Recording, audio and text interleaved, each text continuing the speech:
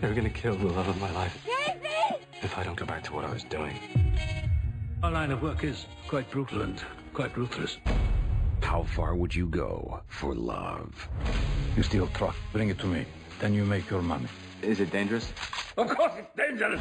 Nicholas Hoult, Felicity Jones, with Ben Kingsley and Anthony Hopkins. All this trouble, all this pain, for love. Collide. Now playing. Rated PG-13. May be inappropriate for children under 13. Blog Talk Radio.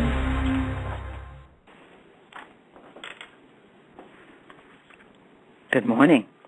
It's Thursday, and you've reached Venus Unplugged, your virtual heartbreak hotel. This is your host, Llorraine Neithardt, and I hope you're all sitting because I am going to begin to discuss envy. We'll be using the tale of Cinderella, which is a teaching tale about envy. This is a very little known, it's known, everybody knows what that feeling is, but not talked about much. And envy is one of the most destructive emotions to love, to connectedness, to relatedness, to creativity. It is just a doozy.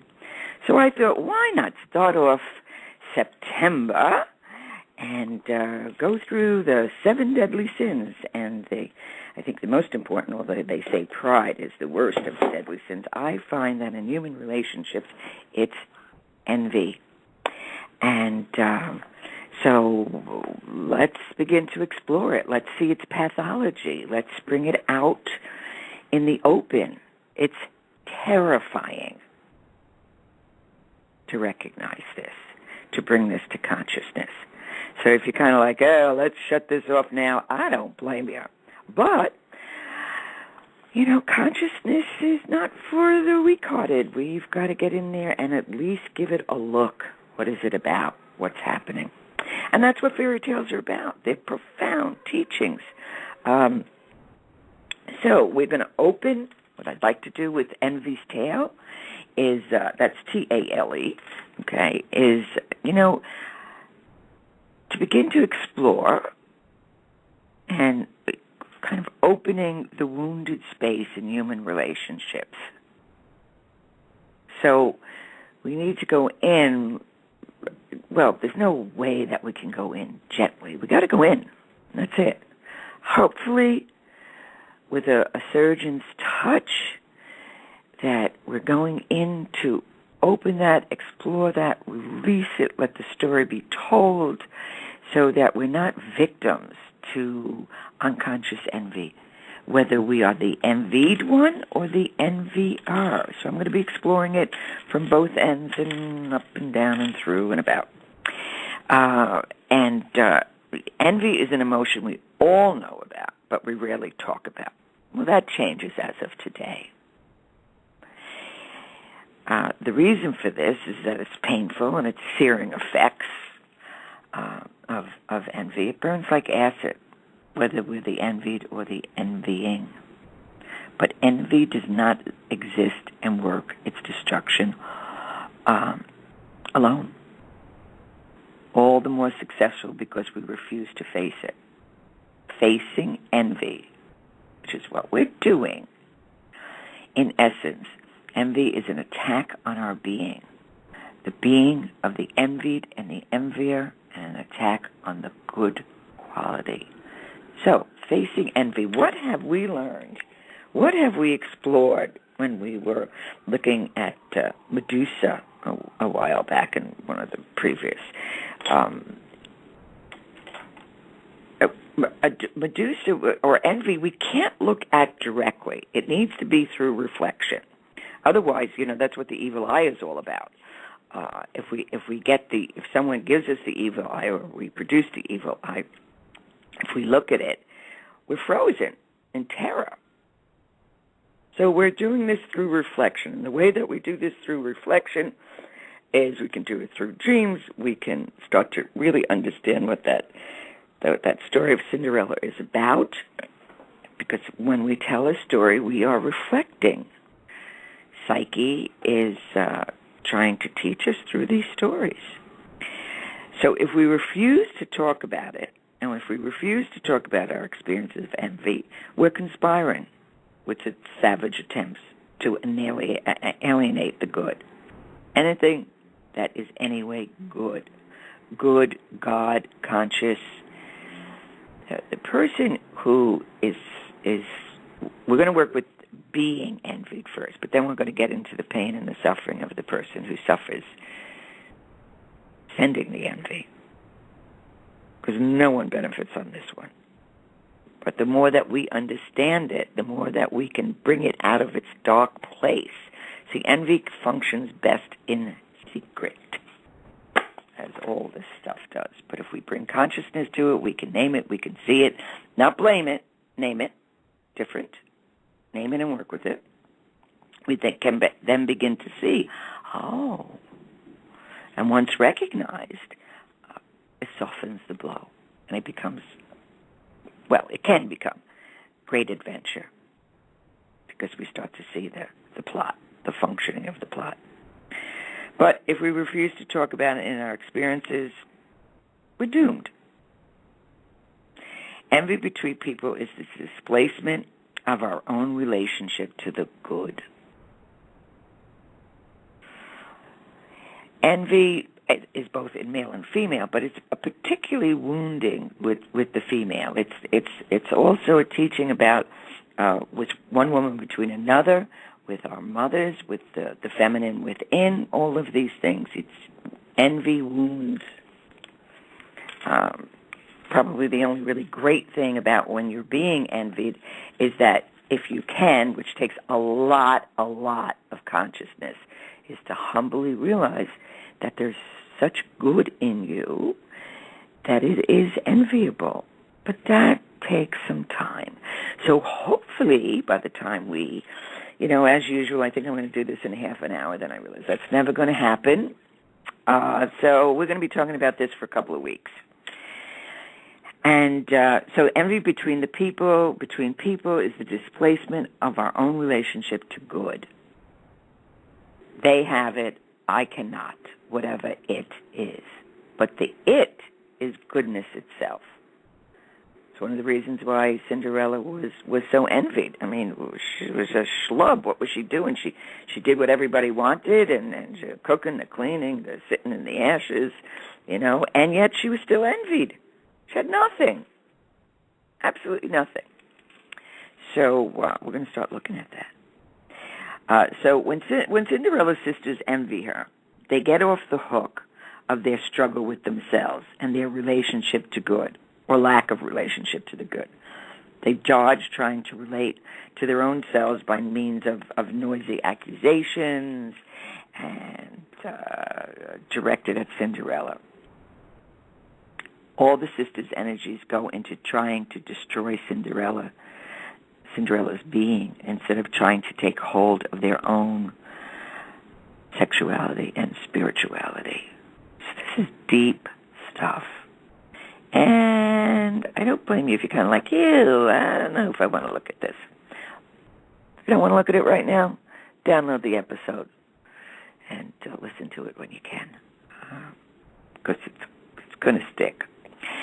If we suffer consciously the envy we ourselves feel, whether coming from us or at us, is a means of recovering our being for us.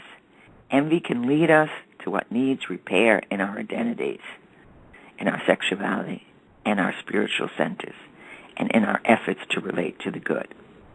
All right? So that's why we're doing this. Got to remember the purpose. Eyes down, hearts open to the wisdom of what's trying to be shared here. Again, if we can suffer consciously the envy we ourselves feel, whether coming from us or at us, it can be a means of recovering being for us.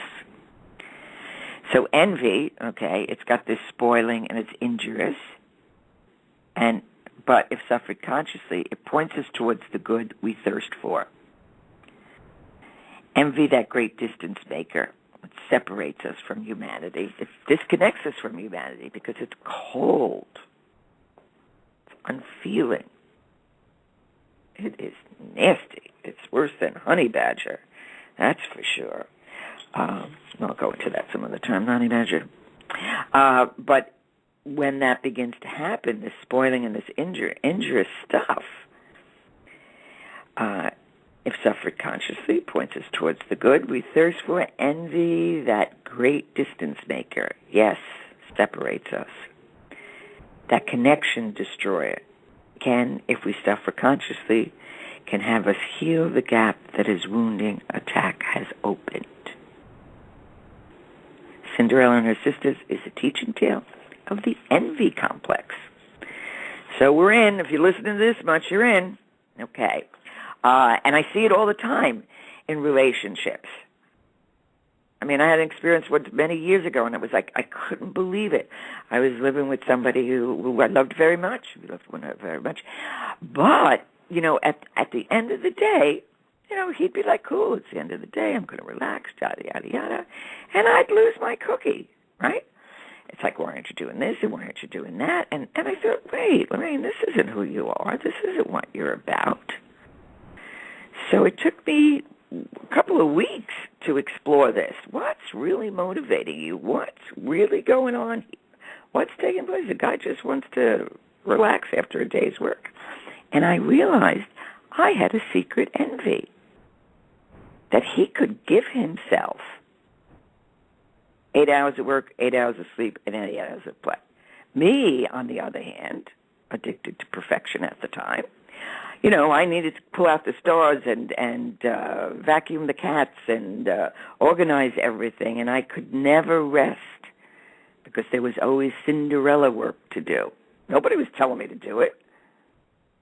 And I realized, and I had to tell him, I really apologize because my motivation was envy. I envied that you could stay connected to the good, enjoy your life, and stop working, and just, relax.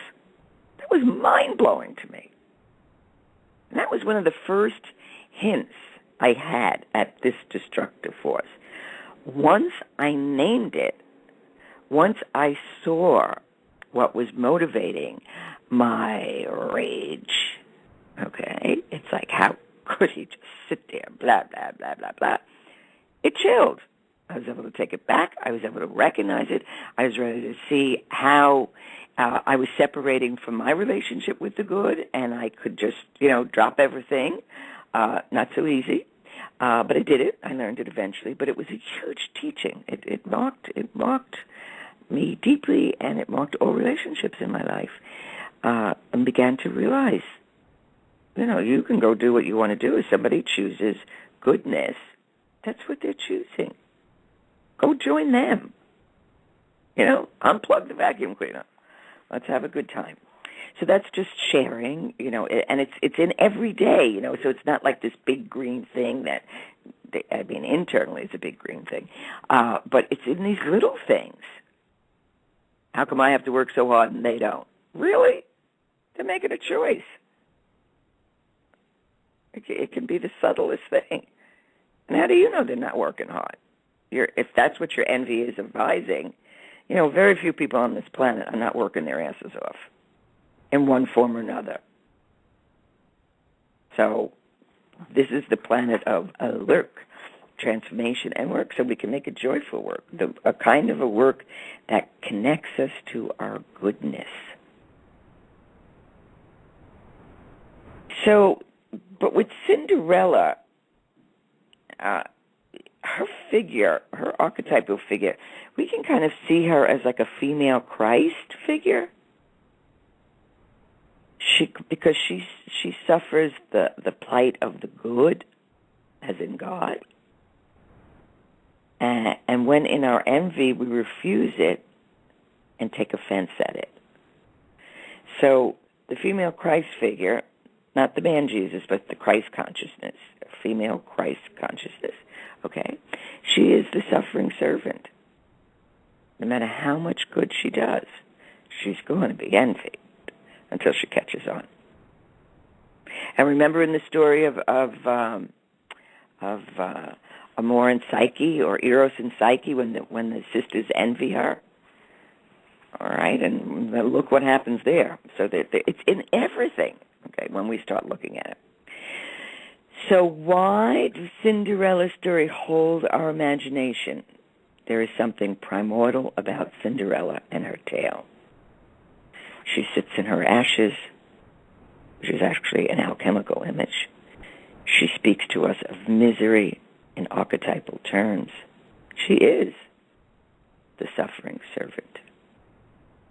And when you're being attacked by envy, you are suffering. Now, there's little envies and big envies. Someone who says to you, God, I'm envious of that. That's a trustworthy person. They know what they're feeling. They're saying it. They're bringing it out into the light. And there. It's something that went through them. And as I said in the example that I gave, once I realized, like, whoa, what's that about? And told my boyfriend of the time, it was released. I could work with it. It wasn't in secret. Once I got over the shock, of course. But that's the fun part of disclosing all this stuff. It's like, wow, look at this, look how this works. So the work of Melanie Klein, she was the first psychotherapist that began to study, this was probably in the 40s, last century, do you believe that? Melanie Klein, she did find envy as a clue to the major truths about human behavior. And she saw envy as a constant factor in our life. And the way that she worked with it was the good breast and the bad breast. And she actually studied infants. And her work is very profound work. So for those of you that really want to knock yourself out, go explore some of Melanie Klein's work. And her work begins from the point of view of the envier. But we're going to reverse that a little bit. Today, we're going to begin from the point of view of the envied. That means it's coming at you. And we get paralyzed. In a sense, stung by Medusa. Medusa's the goddess with all the, snakes on her head. Okay. And then through Athena's shield and reflection, she's beheaded. And when she's beheaded, what comes out? Pegasus and creativity. And that's what comes out when we behead envy. Indirectly.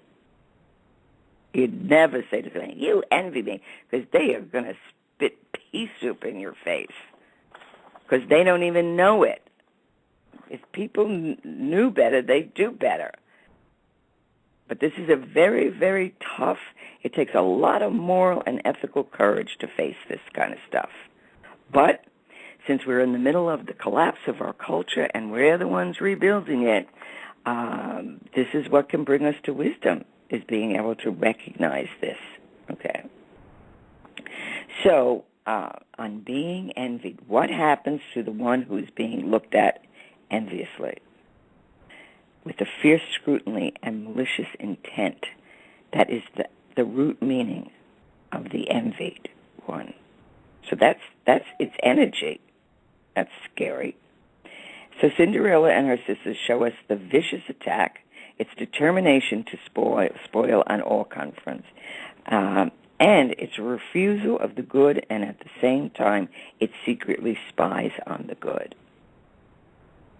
So the person who is being envied, the envier, sees them as having a connection to some type of goodness, whatever the good object may be. And the envier feels no connection, that the other person has all the goodness in the whole universe, and they have nothing, which is pretty painful. But it's just as painful for what they do when you're being envied. Now there's a huge difference between envy and jealousy. I'll probably have to say this 1,000 times. Envy says, I can never have it. You've got that, I can never have that. So it disconnects us to our relationship to goodness and sees the other person as having all the connection to goodness. And that's where the plot thickens, right? Jealousy is different. Jealousy says, you have a pink blouse, I can have a pink blouse. Envy says, or tells people, you'll never have that, you'll never get that, you'll never have that. And jealousy says, you got that, I'm getting it. Big difference. And also in the case of love, I see this in relationships, constantly destroying relationships. These subtle envies that we don't even realize. They're not innocent. And it's not about innocence or guilt. It's about consciousness. The more we can look at this, the more we can understand this. So Cinderella shows us this. So envy between women, which is what I'm going to be dealing with, or envy towards women, or towards the feminine elements of our own being. All right. Envy in men, it's reflected in a different way. They still have it as well. But if we're working with the men, it's kind of like their inner feminine, their anima can envy them and cause a lot of trouble. Okay. So this is a tale of conflict between ego and shadow. We're back to that again. We'll always go back to that again. The opposites. First, we name the opposites, and we let them live in their own form. We don't choose one over the other, and then by discussing or exploring or seeing or experiencing the opposites without choosing one or the other. So when we go unconscious, we're making a choice. I don't want to look at this. Let's go turn on the television, which you might be doing right now while I'm talking about this. So, but being envied, that's like we're walking in Cinderella's shoes. Well, she didn't get the shoes yet. We're talking about Cinderella in the kitchen, who does nothing but good. And the stepmother and the sisters hate her. What does she do that's annoying? She doesn't even talk back. And they still envy her. So Cinderella, or the Cinderella within, we all have Cinderella experiences, both sides. All right. So the one who is envy feels the attack of envy as nullification of her own subjective reality. She's turned into an object by her envier, whether by praise or scorn. Her reality as a person is obliviated. Her shock, so when somebody envies you, they make an attack, they accuse you of something. It's like, what? I don't even get that. But it's more that you feel that acid feeling coming at you. You're frozen. It's like you've been stung by a poisonous serpent, which you have, symbolically. But it doesn't count, no matter what you say. Like, why would you say that? Or you make, it's not even make an excuse. You try to explain your side. That doesn't matter. When the person is envying you, it doesn't matter. You're not going to get through. You don't exist. And that's the anguish. And sometimes, we can't come back from that. We go into post-traumatic stress, or we just collapse and try to figure this out. So even if we try to fight against it, the person isn't going to get it. They're under an archetypal seizure. They don't know either. So this isn't about the blame game. This is about the consciousness. All right, but when that is occurring, so you're turned into an object by the envier, whether by praise or by scorn. Because sometimes people can praise you so much, and you're thinking, wait a second, I just left humanity. That's not really who I am. So it's another form, okay? Because it's an extreme. It takes us from humanity. Like, well, if I just took that explanation, I wouldn't find myself in a crowd. What's that about? Okay, so the envier's reality is that that she's destroyed. She doesn't exist. So your shock and your hurt, or your anger in response to envious assault, seems not to matter to the envier. Any facts of your personal history are utterly discounted. So I'm sure you've all had those moments where you try to explain yourself and you're just coldly dismissed. They see through the eyes of envy, and you are cooked a goose. If you're being envied, but you can recognize it, you can feel it, you can work through it, you could suggest it, you can write about it, you can dance it, you can see it, you can name it, which is the most important thing. You're not going to convince the person who's envying you that they're being envious. So drop that strategy. It will only make it worse. You cannot bring consciousness when a person is in the middle of an archetypal seizure. If we see it in an occult way, the person's possessed. They're possessed by one of the deadly sins. And we're going to go through all 7 of them. So, in what happens, which is the first tragedy of being envied, is we're stunned. So in idealization, the envier inflates the envy into too good to be true. You didn't do it, they did it. Okay. So one so far beyond the envier, and in fact, all you in proportion. So the first step is they take you out of reality, take you out of your humanity, put you up on a pedestal, okay, or bury you alive, same difference, because it's taking you. And that's why when people are, be careful, because if you take in inflated praise, you're also going to have to take in the envy. So just kind of stay neutral. Just stay in your rights as a human being, not as a goddess or a god. That you're so related. But that can provoke it. Oh, I'm so related to the good. Look how spiritual and marvelous I am. You can provoke people's envy. Keep it humble. I humbly serve my soul. Keep it human. Otherwise, you can open yourself up to innocently, but it's still a dangerous innocence. All right. So when somebody is projecting, you're either greater than great or lower than low, okay, that's the envier's need to feel maliciously competitive. The envy one is turned into a demigod and coerced into accepting that role. Really? Don't accept it.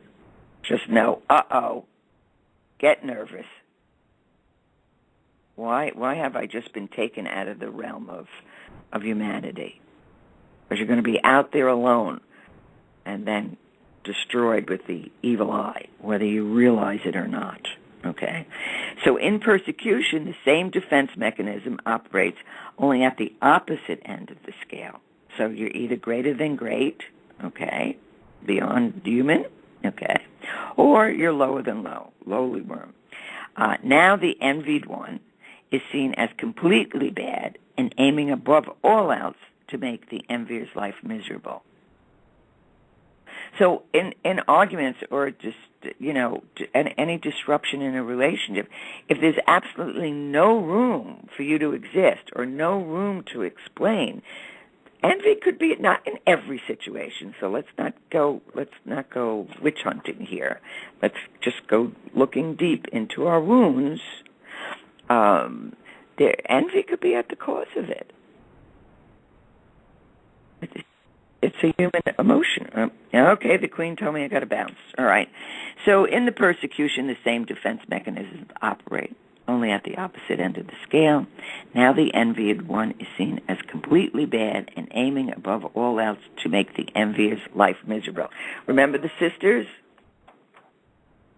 Cinderella was making them miserable. What the hell could possibly be making them miserable? The envier then need not deal with their own envying because it is projected onto the envied one. One can then be blamed for it. The cause of envy lies not in oneself, but in the envied one. Accusation substitutes for self-examination. And that's what I'm going to leave you with.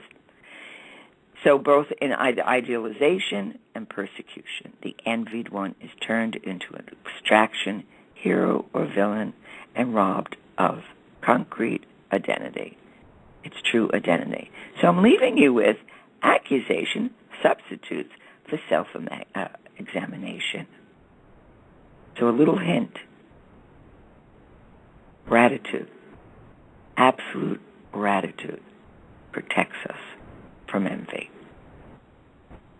Till next week, we're going to continue with Cinderella's tale and the evolution of our consciousness. Go on the website, download the episodes, tell the world about it, call or email for appointments. I always forget that side of reality because I so love this side too. So have a blessed week. It's going to be a great adventure. This is such Saturn and Scorpio stuff, isn't this? Love this. Oh, so thick with meaning. Au revoir. Love this. Oh, so thick with meaning. Au revoir. Love this. Oh, so thick with meaning.